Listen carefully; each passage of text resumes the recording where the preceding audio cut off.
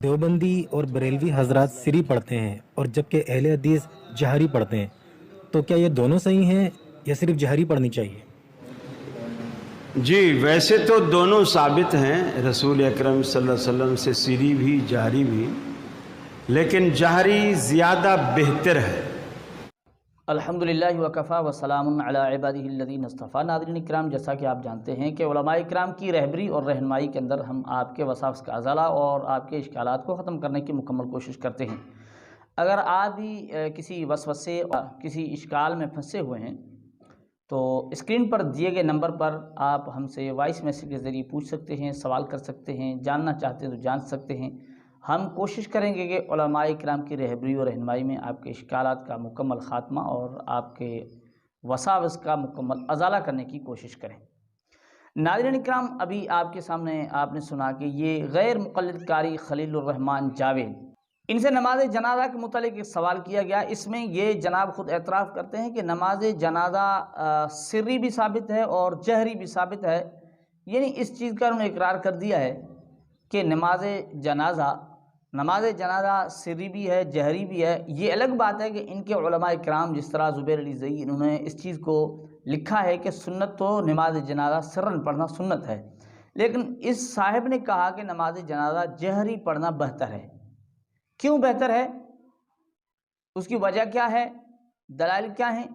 وجہ ترجیح جو بیان کی ہے قاری خلیل الرحمن جاوید نے وہ بہت ہی انتہائی عجیب ہے، بہت ہی اس پر یعنی تعجب کیا جا سکتا ہے، جو ہم آپ کی خدمت میں لا رہے ہیں۔ آپ توجہ سے سنیں کہ کس وجہ سے نماز جنازہ جہرن یعنی بلند آواز سے پڑھنا بہتر ہے۔ یہ کون بتا رہے ہیں؟ یہ قاری خلیل الرحمن جاوید جو غیر مقلدین کے بڑے خطیب ہیں، ان کے علماء میں سے ہیں۔ آپ سنیں وہ کیا کہتے ہیں کہ نماز جنازہ کیوں جہری پڑھنا بہتر ہے، ذرا سنیے۔ بہتر اس لیے ہے کہ ایک تو چپ کر کے جو جنازہ پڑھا جاتا ہے، کسی کو کچھ نہیں پتہ ہوتا کہ مولوی نے کچھ پڑھا ہے یا میت کو گالیاں دی ہیں۔ بعض دفعہ مرنے والے نے مولوی کے پیسے بھی دینے ہوتے ہیں، ایسا بھی ہو سکتا ہے۔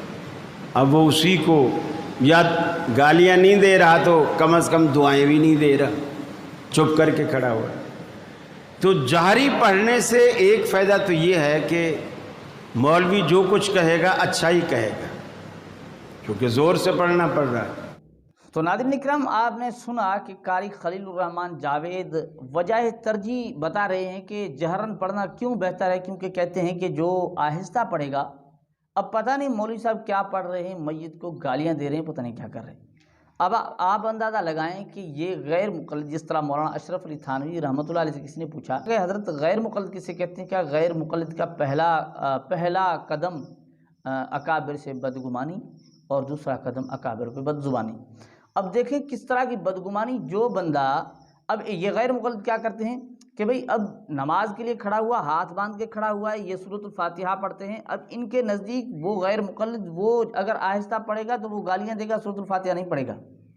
یعنی جہاں سورۃ الفاتحہ یہ لوگ پڑھتے ہیں وہاں ان کو گمان ہے کہ ان کے مولوی، کیونکہ ہمیں تو یقین ہے نا، ہم تو مقلد لوگ ہیں، ہم تو اعتماد کرتے ہیں اپنے علماء پر، ان کو تو اعتماد نہیں ہے نا۔ اب یقین آپ اندازہ لگائیں کہ یہ لوگ آہستہ پڑھتے ہیں تو گالیاں ہی دیتے ہیں۔ کہتا ہے کہ میت کو کہیں گالیاں نہ دے رہا ہو۔ ارے بھائی کیوں گالیاں دے گا؟ کہتا ہے کہ بعض اوقات ایسا ہوتا ہے کہ میت کو پیسے دینے ہوتے ہیں امام صاحب کو۔ پہلے تو یہ بات عقل میں نہیں آنے والی، کیونکہ عجیب ان کی ترجیحات ہیں، عجیب بات ہے کہ عقل میں آنے والی، جو وہ مر چکا اسے گالیاں دینے سے کیا فائدہ، کون گالیاں دے گا اسے؟ لیکن غیر مقلد مرے ہوئے کو بھی گالیاں دیتے ہیں، کیونکہ ان کے ساتھ یہ مسائل آئے ہیں، کیونکہ یہ کہتے ہیں نا، ہم نے کہا وہ مسئلہ پیدا بھی ہوا یا پہلے سے بیان کر دیا؟ مسئلہ پیدا ہوا ہی، جو مسئلہ پیدا نہیں ہوا اسے بیان نہ کرو۔ ان کے ساتھ یہ ہوا ہے، یہ میت کو گالیاں دیتے ہیں، تو میرا مشورہ ہے کہ ان سے کبھی جنازہ نہ پڑھایا کرو، کیونکہ ایک تو اگر یہ آہستہ پڑھیں گے تو یہ میت کو گالیاں دیتے ہیں، کہتے ہیں کہ امام صاحب کی میت کو گالیاں تو نہیں دے رہا، اس وجہ سے اسے زور سے پڑھوانا ہے۔ کہتا ہے کہ کیونکہ اب زور سے پڑھے گا تو صحیح بات کرے گا۔ اب دیکھیں جہاں اللہ کے رسول فرماتے ہیں اذا صلیتم علی المیت فاخلصوا له الدعاء، کہ جب تم نماز جنازہ پڑھو، میت پر نماز پڑھو تو اخلاص کے ساتھ مانگو۔ اب جو لوگوں کی ڈر کی وجہ سے صحیح پڑھ رہا ہے، اس میں اخلاص کہاں سے آیا؟ وہ لوگوں کو دکھانے کی وجہ سے پڑھ رہا ہے۔ کس طرح ہے نا کہ قاموا کسالی قاموا یراؤن الناس، کہ لوگوں کو دکھانے کے لیے اب جو پڑھ رہا ہے اس میں اخلاص کہاں سے آیا؟ اللہ کے رسول نے اخلاص کے ساتھ میت کے لیے دعا مانگو، اب میت کے لیے دعا مانگی جا رہی ہے، یہ غیر مقلد۔ اگر آہستہ پڑھتے ہیں تو گالیاں دیتے ہیں، زور سے پڑھتے ہیں تو بغیر اخلاص کے وہ صرف لوگوں کو دکھانے کے لیے پڑھتے ہیں۔ اچھا چلو، اگر یہ بات ہے، یہ جو قاری خلیل الرحمن جاوید کہتے ہیں کہ آئے زور سے اس طرح پڑھ، اس وجہ سے پڑھے کہ کیونکہ آہستہ کہیں وہ گالیاں ہی دینا رہا ہو۔ کیوں گالیاں دے گا؟ کہتا ہے کہ میت کے اوپر اس کے کہیں پیسے ہوں گے۔ تو بھائی جو پیچھے پڑھ رہے ہیں نا آہستہ، امام کے علاوہ جو پیچھے اور بہت سارے کھڑے ہیں، ممکن ہے ان کے بھی بہت سارے پیسے رہے ہوں میت پر، اور وہ بھی کہیں گالیاں نہ دے رہے ہوں۔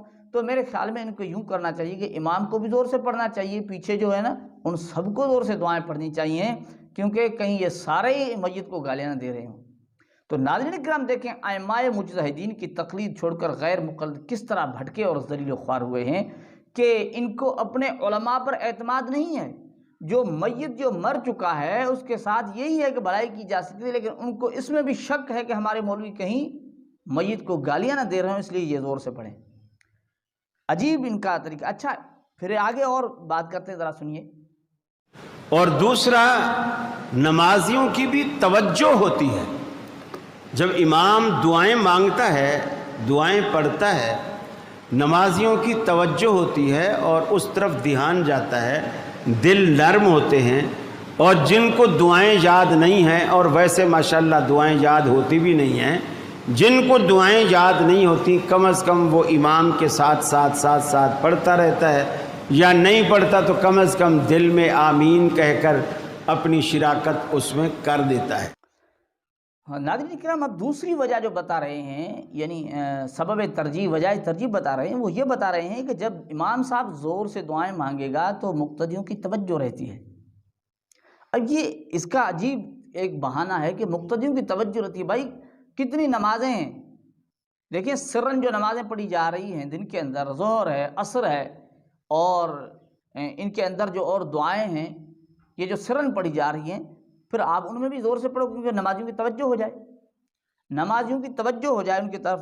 اب کہتا ہے نمازیوں کا اس طرف دھیان رہتا ہے، دل نرم ہو جاتا ہے۔ اور پھر کہہ رہے ہیں کہ ممکن ہے کسی کو دعائیں یاد نہ ہوں، وہ امام کے ساتھ پڑھ رہے ہوں، تو بھئی یہ ساتھ آپ کو کس نے اجازت؟ اللہ کے رسول نے کہا کہ امام پڑھے تم ساتھ دعائیں پڑھتے رہو۔ پھر کہتا ہے کہ اگر ان کو یاد نہ ہوں گی تو یہ پیچھے آہستہ آمین کہیں گے۔ کس نے کہا آمین کہو؟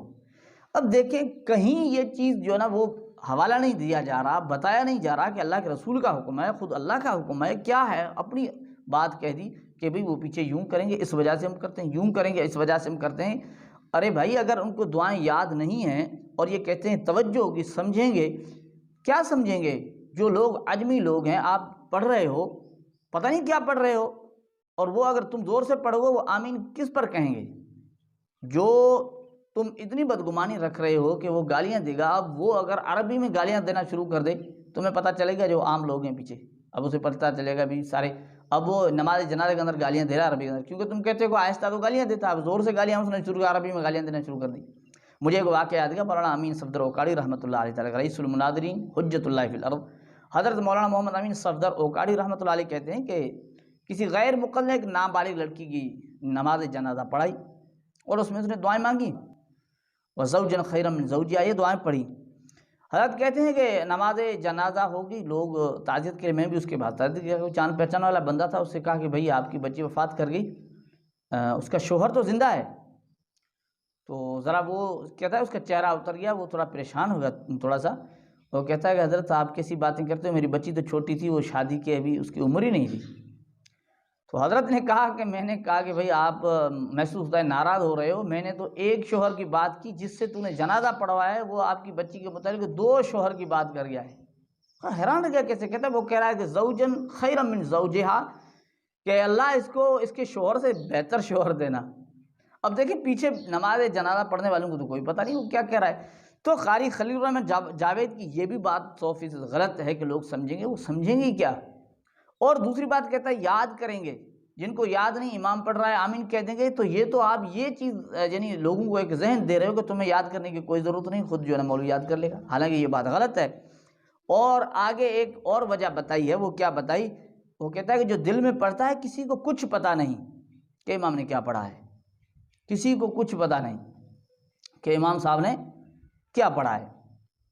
اب بھائی کیوں کسی کو کچھ پتہ نہیں؟ مجھے بتائیں دعا کس سے مانگی جا رہی ہے؟ لوگوں سے مانگی جا رہی ہے، اللہ جل جلالہ سے مانگی جا رہی ہے؟ جس سے مانگی جا رہی ہے وہ اللہ رب العزت کی ذات ہے۔ وہ یہاں تک کہ ایک اللہ کے رسول صلی اللہ علیہ وسلم کے صحابی رسول پوچھتے ہیں کہ اللہ کے رسول، اللہ تعالیٰ دور ہے تو ہم زور سے پکاریں، اگر قریب ہیں تو ہم آہستہ پکاریں؟ تو قرآن پاک کی آیت اترتی ہے کہ وَإِذَا سَأَلَكَ عِبَادِي عَنِّي فَإِنِّي قَرِيبٌ، اے میرے حبیب ان کو بتا دیجیے کہ میں بہت قریب ہوں، سنتا ہوں، قریب ہوں۔ اور فرمایا کہ ادعوا ربکم تضرعا وخفیہ، اپنے رب کو گڑ گڑا کر اور آہستہ خفیہ طریقے سے پکارو۔ جس سے مانگی جا رہی ہے وہ کہتے ہیں خفیہ مانگو، آہستہ مانگو۔ قاری خلیل الرحمن جاوید کہتے ہیں کہ زور سے مانگو، کہیں یہ مولوی گالیاں دے رہا ہو۔ تو ناظرین کرام، ایک بات یہ سمجھ میں آ گئی کہ ان کے مولوی آہستہ پڑھتے ہیں تو گالیاں دیتے ہیں میت کو۔ دوسری بات یہ سمجھ میں آ گئی زور سے پڑھتے ہیں تو ان میں اخلاص نہیں ہوتا، جو اللہ کے رسول نے حکم دیا کہ اذا صلیتم علی المیت فاخلصوا الدعاء، کیونکہ وہ لوگوں کے دکھائے کے لیے پڑھیں، ان کے ڈر کی وجہ سے